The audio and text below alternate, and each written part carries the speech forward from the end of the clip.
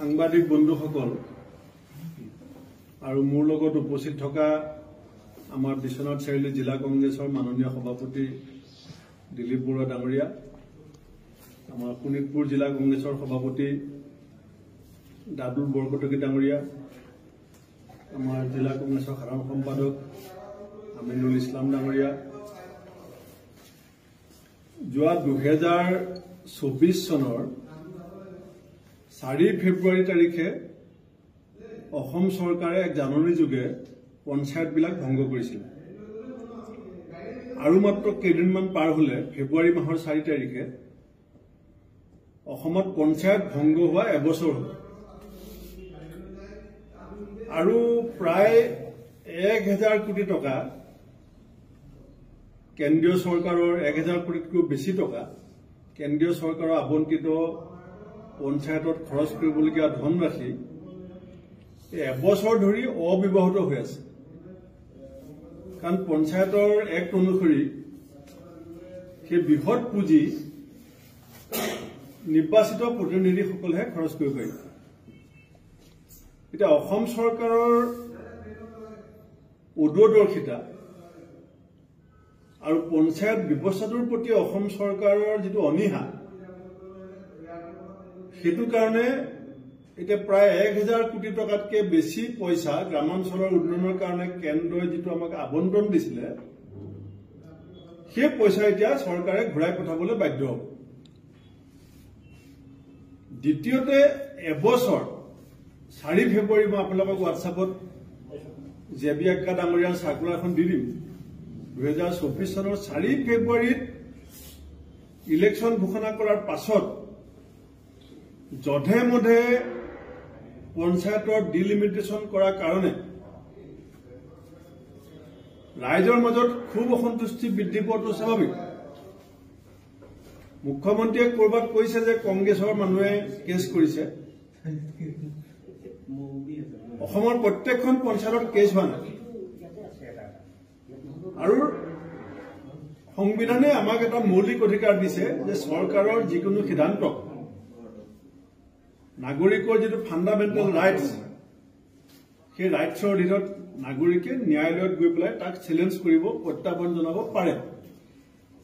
তাৰ কাৰণে কংগ্ৰেছ দলে কেতিয়াও সিদ্ধান্ত লোৱা নাই।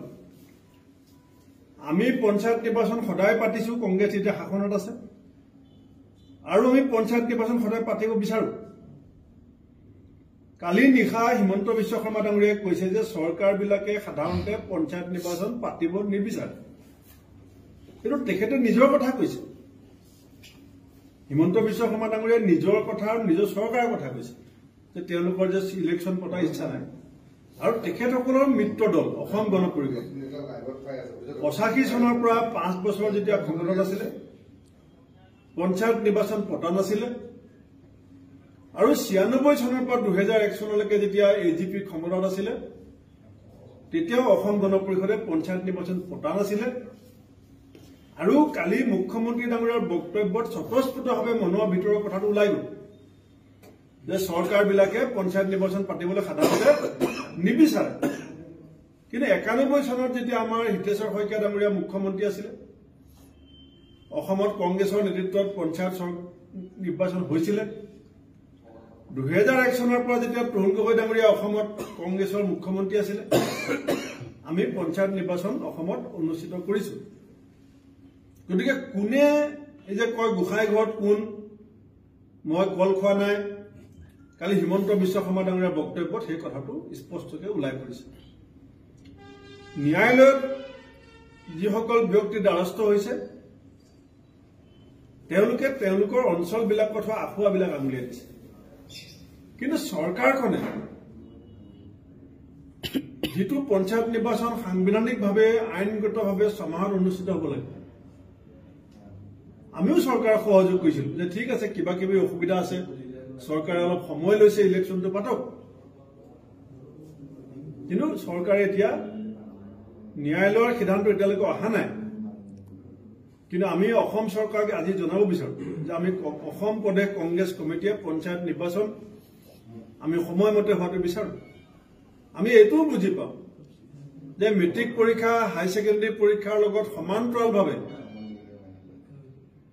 পঞ্চায়ত নিৰ্বাচন অনুষ্ঠিত কৰাটো সম্ভৱ নহয় কাৰণ স্কুল বিল্ডিঙৰ কথা আছে ইলেকশ্যন ডিউটি কৰিবৰ কাৰণে শিক্ষকৰ কথা আছে কিন্তু ন্যায়ালয়ত যে চৰকাৰী অধিবক্তাসকলে যে শক্তিশালী যিটো তৰ্ক শক্তিশালী যিটো নিজৰ ফালৰ পৰা ক'বলগীয়া বক্তব্য যে আগবঢ়াব পৰা নাই